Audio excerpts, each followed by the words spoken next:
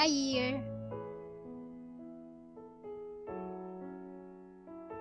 nung nagpaalam siya, ang sabi niya, Tay, 3 years lang ako. 3 years lang ako sa abroad. Babalik din ako. Gusto ko tayo hintay mo yung pagbabalik ko. Kasi mabilis lang yung 3 years.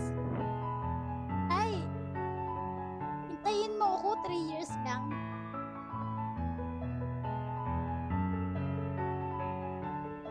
And after a year, yes, sa umpisa, masaya. Kasi nakakapagpadala. Wala kasi na Saudi. Pero dumating yung point na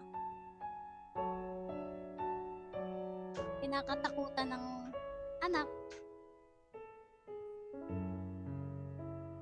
Yung tatay po niya, sa kasamaang palad, binawian ng buhay. Patapos na yung kontrata ng anak eh. Hindi siya makauwi.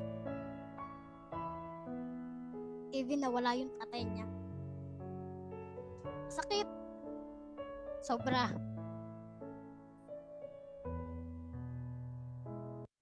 Kasi yung pinaglalaanan niya ng sacrifice sa abroad, hindi niya na makikita kahit kailan. Hindi na niya mayayakap kahit kailan. Hindi na niya makikita.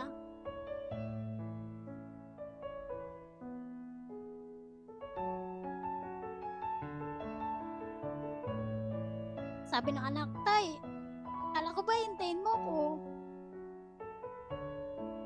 Akala ko ba hihintayin mo yung pagbabalik ko? Andaya mo naman.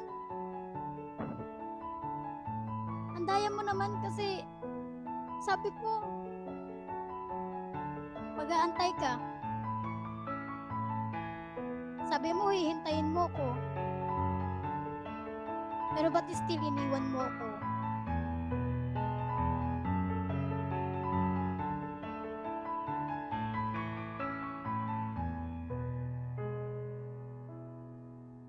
Ang sakit. Iyak nang iyak yung anak. Bugtong-bugto na yung mata. Pero wala siyang magawa. Bakit meron siyang kontrata? Na kahit may pera siya, wala siyang magawa kasi hindi siya makauwi. Masakit sa pakiramdam na yung mahal mo sa buhay, sa huling puntod at huling hininga ng buhay niya, hindi mo mayakap, hindi mo makasama.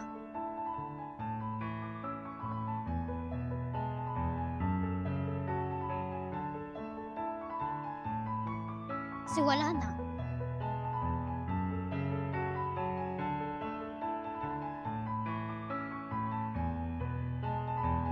Yun yung reality ng buhay. Na kahit marami kang pera, kahit malaki yung pinapadala mo, walang magagawa at walang silbi yung sahod mo.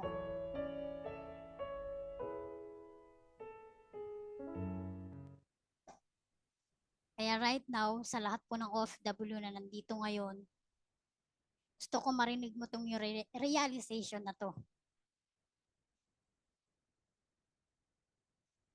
Sa lahat ng mga nakarelate sa kwento na yun, I'm sure na ayaw mo siyang ma-experience. Kasi in another a year, kapatid naman niya yung nawala. Na ang sakit, bakit? Kasi tapos na yung kontrata niya, hindi pa siya makauwi. Puntod na lang yung nabutan niya. Kaya, totoo pala yung sinasabi nila,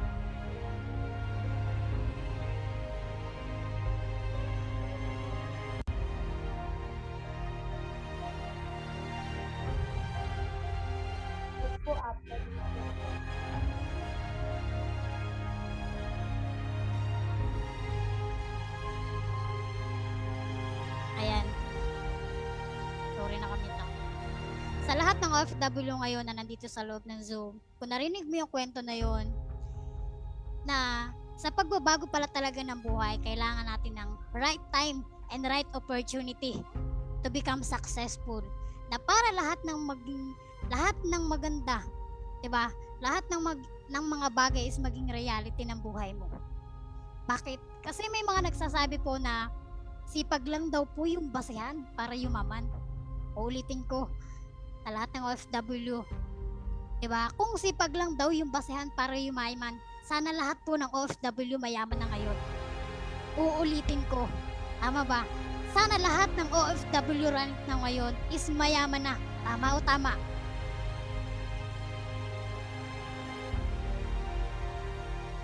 Kung lakas lang ang basihan, kung lakas lang ng loob yung basihan para yumaman, para maging successful sa buhay, sana lahat po ng tao, 'di ba? Sana lahat ng OFW ngayon mayaman na. Well, tama naman eh. Diba? Lakas lang naman talaga ng loob yung mayroon tayo. Lahat ng OFW malakas ang loob. Tama ba? Kaya kung OFW ka, kung may lakas ka ng loob, sana mayaman ka na ngayon. Pero hindi eh. Tama ba? Kaya ka lang naman nag-OFW kasi meron kang responsibility dito sa Pilipinas. Kasi lahat ng OFW, merong kasabihan yan na ang kalahati daw ng buhay nila nasa lamay na. Nasa hukay na. Tama ba?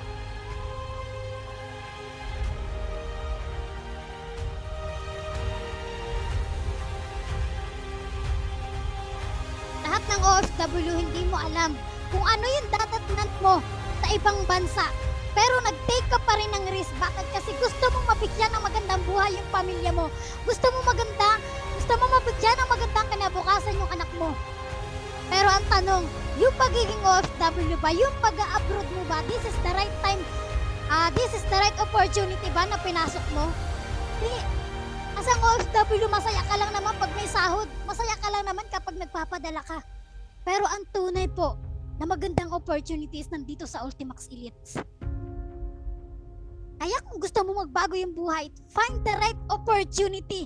Find the right mentor na pwede mag-guide sa'yo para makuha mo yung mga goal mo sa buhay. Kung ang basihan lang para maging successful sa buhay is yung pagpe-pray, so sana lahat ng tao mayaman na. Kasi lahat ng tao nagpe-pray, tama ba? Maraming tao na nagpe-pray ng ganun. Pero ang tanong, lahat ba successful? Diba hindi? Pero it's not enough sa lahat ng nabanggit ko. Na nandito ka ngayon sa Ultimax Elite. We are Empowered Consumerism. We are OVI.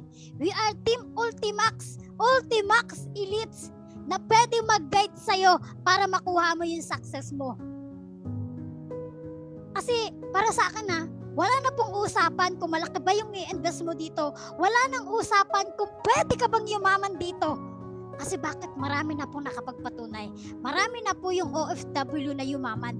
Marami na pong OFW na kaipon na may savings. Marami ng OFW yung nakapag-for good dito sa Pilipinas. Bakit? Kasi merong magandang sistema. And meron lang naman akong 3 words na bibitawan sa'yo. 3 klase ng tao.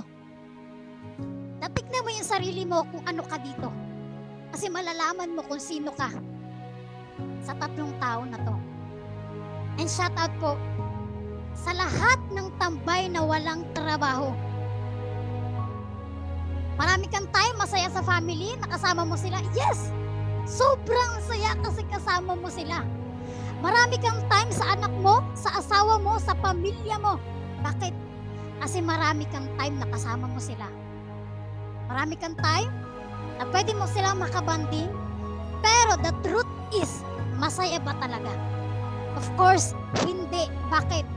Kasi may time ka lang pero wala kang pera. May time ka lang pero wala kang pera. Kung ang pera kinikita, hindi ako naniniwala na kahit maliit, diba? Kahit maliit yung kinikita basta magkakasama-sama. Wala pong nagsasabi na isang ina, wala nagsasabi na isang nanay o isang magulang na hindi nasasaktan na yung kagustuhan ng anak hindi niya mabili. Bakit? Kasi kulang yung kinikita. May time ka lang, pero wala kang pera. Kulang ang kinikita, Tama ba? Kaya ka nga nag-abroad eh. Kasi gusto mong kumita ng malaki. Pero lahat po ng OFW mostly nakaka-relate dito. Kaya pumunta ka ng ibang bansa because of my time ka lang, wala kang pera. Kunti lang ang kinikita mo, it's not enough. Second,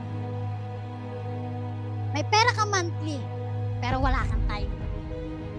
This time, bumabaliktad yung takbo ng sitwasyon ng buhay mo, calling to all OFW first timer or OFW ka na timer ka ngayon sa loob ng Zoom. Para sa'yo to. Baliktarin man natin yung sitwasyon mo ngayon. Uulitin ko. Paulit-ulit yung sitwasyon mo ngayon. Yes, may pera ka monthly, 20,000 per month. Pero ang tanong, may time ka ba? Walang silbi yung 20K mo per month kung yung ang katotohanan ni kahit sa panaginip mo hindi mo magawang yakapin yung anak mo, na kapag nagkaroon sila ng sakit hindi mo sila maalagaan, ni kahit sa puntod o lamay ng mahal mo sa buhay hindi mo magawang umuwi. Bakit? Kasi may pera ka lang pero wala kang time. Madaming nakaka-relate. Even yung kapatid ko po nag-OFW, namatay yung tatay namin, hindi siya makauwi. Yes, may pera siya, pero walang silbi yung income niya, walang silbi yung pera niya. Kasi bakit hindi siya makauwi? May pera lang siya pero wala siyang time. Ganun ka din, may pera ka lang pero wala kang time. Masakit ang katotohanan. Bakit? Totoo naman eh. Hindi ka makauwi, may pera ka, nagpapadala ka, yes, pero walang kwenta yung 20K mo per month. Na even ngayon, December na naman, Pasko na naman, December na naman, New Year na naman na hindi mo kasama yung magulang mo, hindi mo kasama yung tatay mo, yung magulang mo, yung anak mo. Pero may pera ka lang, wala ka naman time. Na kahit anong gusto mo na makasama sila sa oras ng mga okasyon na masasaya, hindi mo magawa. Kasi may time ka lang pero wala kang, may pera ka lang pero wala kang time. Pangatlo, we have time and financial freedom. Mga taong negosyante na nakaka-relate lang sa lahat ng sasabihin ko ngayon. Mga taong negosyante na nandito sa Pilipinas na kumikita ng malaki even nandito sa loob ng bahay. Yun yung masarap na totoong buhay. Na yun yung deserve mo. Walang taong nagsasabi, walang OFW na nagsasabi na I am happy every day. I am happy for the 2 years. For after 2 years, wala akong ganun. Mga OFW nga, mga sinungaling eh. Tama ba? Sorry.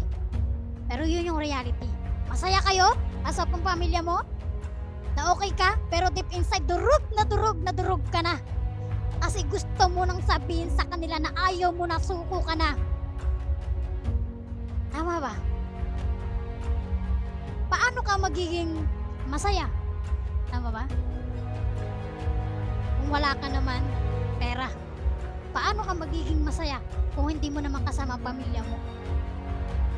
Ang masaya, yung may pera ka na, kasama mo pa pamilya mo.